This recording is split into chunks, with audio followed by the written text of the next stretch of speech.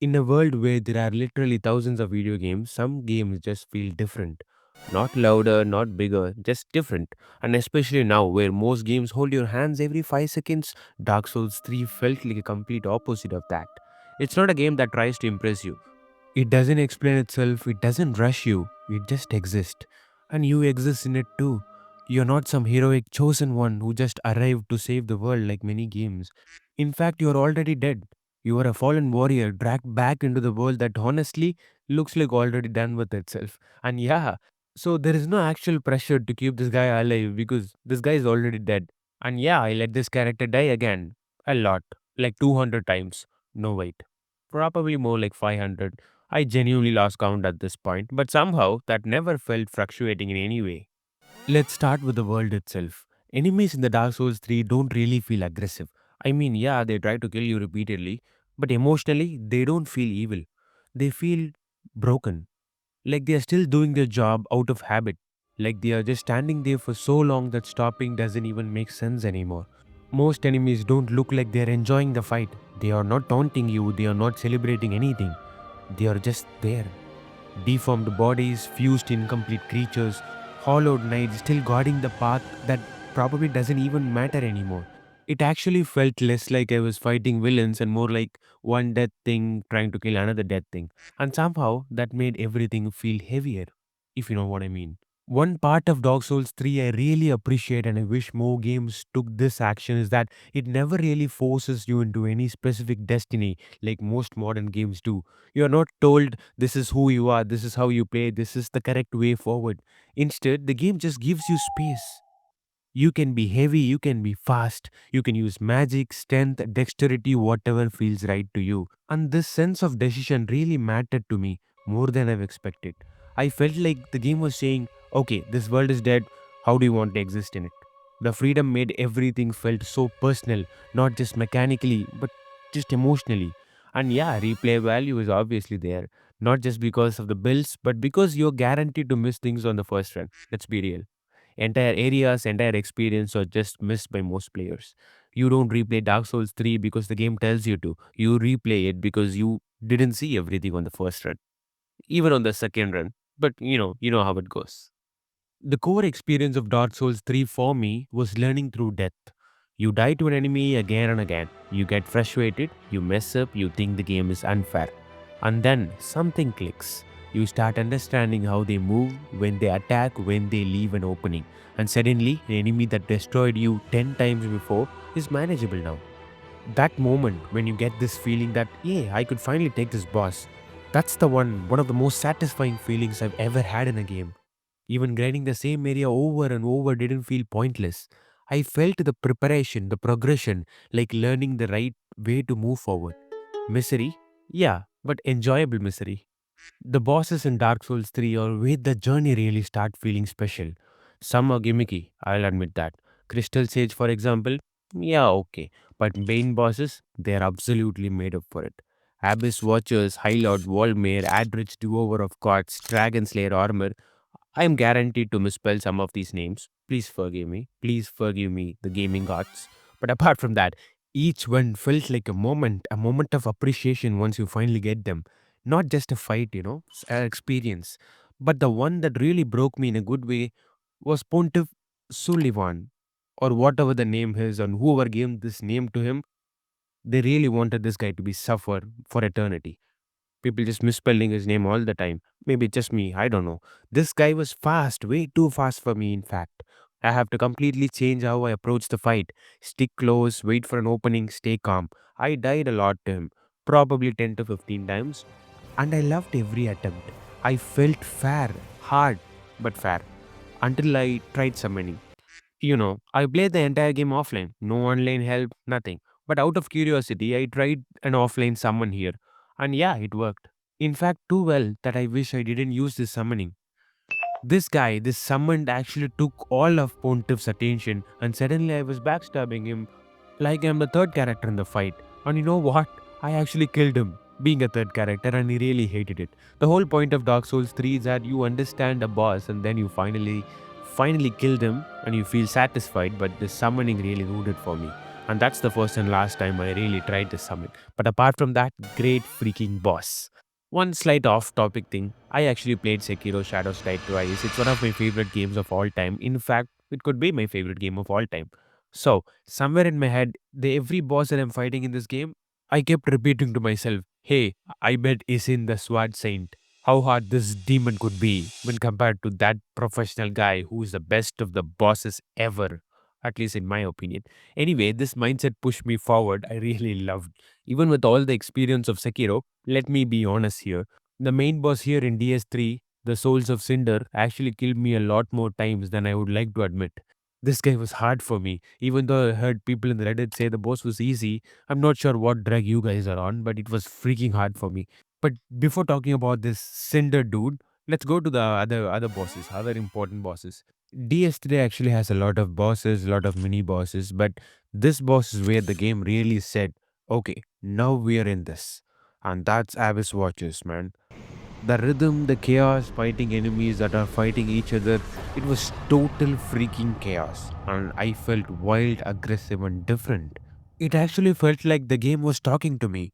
It said, hey, this is going to be different. The journey you are in is going to be so much different than the repeated things that you are doing in other games. So forget that and just ensure that you are here, buddy. Then comes the dead one, the High Lord Volmir. Volmir was intimidating at first. In fact, way too intimidating. This massive thing that's crawling out of darkness. I said to myself, this is going to at least take me 50 tries. But once you understand the gimmick, it became manageable, pretty easily manageable. But the atmosphere and the fight actually stayed with me till now. And again, moving forward with this journey, I actually met a very decent dude. His name is Aldrich and he calls himself Devourer of Gods. That's a weird thing to call yourself, but anyway, this guy was intense. I constantly had to stay on guard, watching his every move, predicting what's coming next. It was engaging, stressful, and hell of fun. And next, I saw a boss area, another one, and this time I said, let me go there and just kill whatever is in there in the first try. It's gonna be so much fun. And then I found this guy, Yom the Giant. This giant guy actually scared the shit out of me. I was attacking him multiple times, but his health bar barely took any hit. I was saying to myself, there is no freaking way I'm taking this guy down. It's not happening. And then when I was about to give up, I did the exact same thing on the game as well. Run. I was running and this guy was closely chasing me across the entire boss arena until I found a sword, the Storm Ruler. Once you understand how the Storm Ruler works, you start taking chunks of his health. But charging this sword, it takes forever, man. Trust me, I've been there. But that actually made the fight very interesting. I had to take split second decisions, charge or run. Even though the fight was kind of gimmicky, I really enjoyed my time in this boss fight, man. I just wish this Storm Ruler has more uses apart from this fight. It just felt like this only exists for this Yom the Giant boss fight, and apart from this, you can just pretty much throw this sword away. And then comes the Dancer of the Boral Valley. People say this dude was terrifying. People are really scared of this boss. But to be honest, I genuinely enjoyed this boss. The movement, the rhythm, everything was very enjoyable for me. And the most important part why I felt personal to this boss was I am a Sekiro fan, as said before. And if you have played Sekiro, especially Bet the Guardian Ape boss, you know exactly what I'm talking about. I have a very strong theory that both these boss character models have an inspiration on one another. I can understand it. Same developer, so I'm not complaining. I really loved the connection and it made me feel special and feel at home actually. I was very comfortable while trying to take this boss down. This is because I have like hundreds of experience trying to fight the Guardian Ape second stage, so it's natural at this point. I can almost use the same gimmicks here too. Of course, not entirely. Both of these games are unique and have their own things, so love the experience, and that's all I'm trying to say. And then comes the Dragon Slayer armor. I'm not sure why would an enemy be called an armor. I thought this is going to be the best armor in the entire game that I will get once I beat this boss. Maybe I'm delusional, maybe I am expecting too much from game, but yeah, that's exactly what I thought going into the fight. But I really love the fight, man. The dodging, the timing, the patience. It didn't require too many attempts or any intellectual thing to take this guy down. But the entire fight was very satisfying for me when I pulled this off.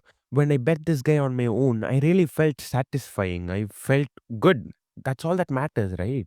So yeah, I was navigating this adventurous world where everything wants to kill me. It was too much fun for me, to be honest. While in this journey, I actually met a prince. To be honest, they are two princes. I'm not sure if princess is the word, but yeah, twin princes. Oh god, that actually feels way too weird when saying it out loud. Yeah, Twin Princess was the hardest boss for me up until that point. Harder than Pontiff. The first phase alone was brutal, then you realize there is a second phase. Cool, right? It took me close to 15 or 20 attempts, I'm not sure at this point, and yeah, I finally bet them. The feeling stayed with me forever, even till recording this video, man. That's crazy, right? So if someone says Dark Souls 3, Twin Princess is the first thing that comes to my mind. So yeah, I think I've done with most of the bosses here. So who am I kidding? So I missed two of the most important bosses. I know leaving them would be a crime and wouldn't feel right at all. But before rambling about these antagonists, let me go through the map of Dark Souls 3. As a casual gamer going through DS3, I started realizing something. This game is not about the fights or bosses like most people say. It's about the places, the areas, the stages, arena, whatever you want to call them. They are some of the best gaming has on to offer, at least in my opinion. Starting from the Cemetery of Ash and then moving to High Wall of Lothric, this is still one of my favorite introduction to any video game ever. You know, running through the dragon fire, trying to survive, dying to knights again and again. I probably died hundreds of times here alone. But I believe these initial stages are really letting us learn what DS3 is expecting from us. Then you move into the undead settlement, and suddenly you are outside. More open, more space, more hope. You start feeling like you have options, like maybe you can actually breathe a little. Exploring this area, finding shortcuts, learning enemy placements, this is where I really start enjoying just being in this world, you know? Even though the boss at the end was gimmicky, the level itself was fantastic if you ask me. And then Road of Sacrifices and Cathedral of the Deep.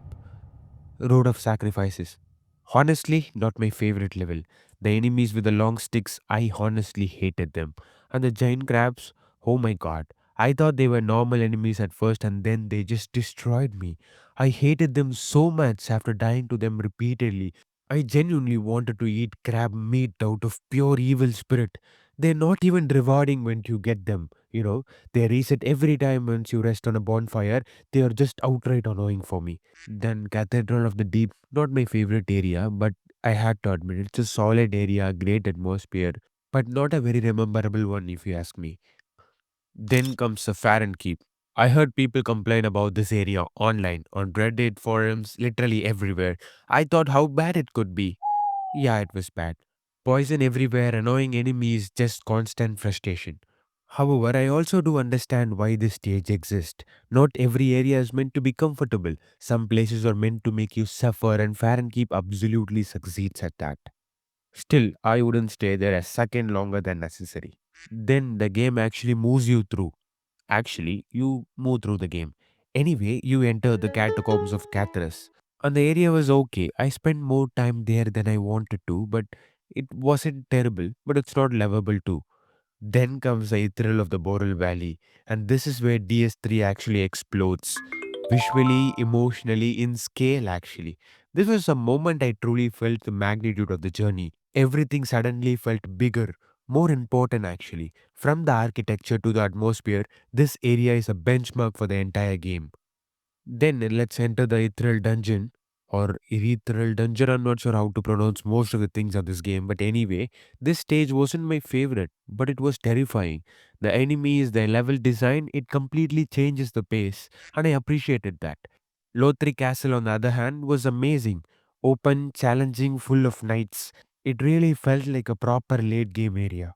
Then Grand Archives. Yeah, those hand enemies. I hate them.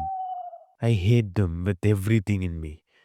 Dark, confusing, stressful, not my favorite area, but still memorable.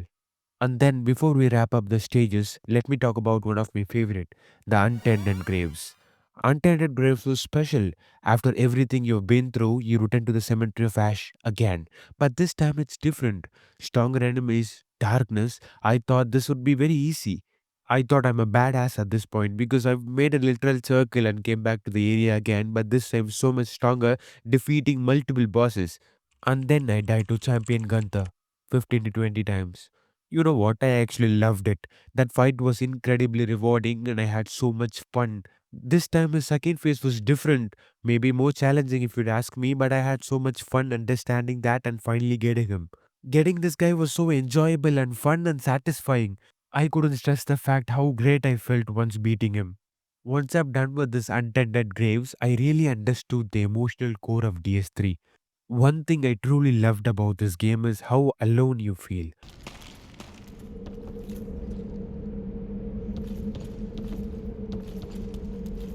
Most of the game, you're just alone. No companions, no constant dialogue, no voice telling what to do, just silence. And that silence felt respectful. You would only hear music during boss fights. Outside of that, it's just footsteps, enemy sounds, weapon clashing. It felt peaceful. Peaceful in a strange way, almost meditative, I would say. Like a monk walking through a broken world. Let me give you a reminder of small moments where DS3 shines. You are carrying a lot of souls. You are nervous. You are moving carefully. Then you see a bonfire. You light it, you sit, and suddenly, peace. Those moments mattered more to me than big victories. Standing still, watching distant structures, listening to the world. This game actually forces you to slow down, and the reflection just happens naturally. DS3 respects you emotionally. It never tells you how to feel, it never forces emotion. You decide what matters. Yes, sometimes I get lost, sometimes I had no idea what to do, and yeah, I had to read Reddit or YouTube a few times. And every time I felt like an idiot because the answer was right in front of me. But I was also excited at the same time. Excited to see what was behind the next door, the feeling, the curiosity. This is very rare in modern games. And the other thing that I really loved about this game is it doesn't give you a clear reward. It doesn't give you a clean ending. It gives you momentum. You die, you lose these souls, but you don't lose everything. The experience stays with you, and that teaches you something. You don't beat the Dark Souls 3, you experience it. And when it ends, you have to let it go. And speaking of the ending, I have to give credits to DS3 for introducing me to fight two of the very interesting bosses in the entirety of video games. The Nameless King. The Nameless King felt different from everything else in the game. First of all, just reaching him already felt like an achievement. This wasn't a boss the game pushed you towards. You had to find him. And when the fight starts, the scale, the atmosphere, the silence before the chaos, the first phase alone is very stressful. You have to dodge the dragon attacks, literal lightnings, and in between all of this guy tries to kill you with a sword too. Managing all this, managing the camera, trying to survive, this fight was extreme chaos, and then comes the second phase. And suddenly, it feels personal. No gimmicks that feel cheap, no tricks. Just patience, practice, punishment for every mistake. This fight doesn't feel like the game is testing my build. It felt like it was testing me. Every loss felt deserved, every hit felt earned. Beating the Nameless King didn't make me feel powerful, it made me feel relieved, like I had passed some achievement or something. And I have to say, I felt like I was in middle of an anime during this entire boss fight. I really loved the experience. And then there's a Soul of Cinder. This fight doesn't feel like a climax in usual sense. It felt like a memory. The area, the music, the way the boss fights, shifting styles he is adopting constantly. I didn't feel like I was fighting a villain. It felt like I was fighting the idea of Dark Souls itself. Every move felt familiar, but still very hard to deflect, like echoes of everything that came before. And yeah, I died. Actually, a lot. More than I want to admit. But something about this fight felt calm. There was no anger, no frustration, just acceptance. When I finally bet the Soul of Cinder, I didn't feel the hype. I didn't feel victory. I felt calm.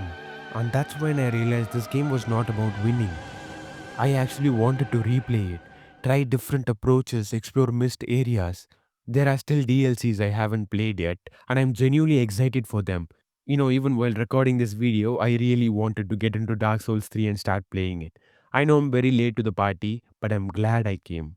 And if you felt even a fraction of what I felt while playing the Dark Souls 3, then you can let me know exactly why this game mattered to you on the comments below. I will read each and every comment. So yeah, that's it about Dark Souls 3 from my opinion.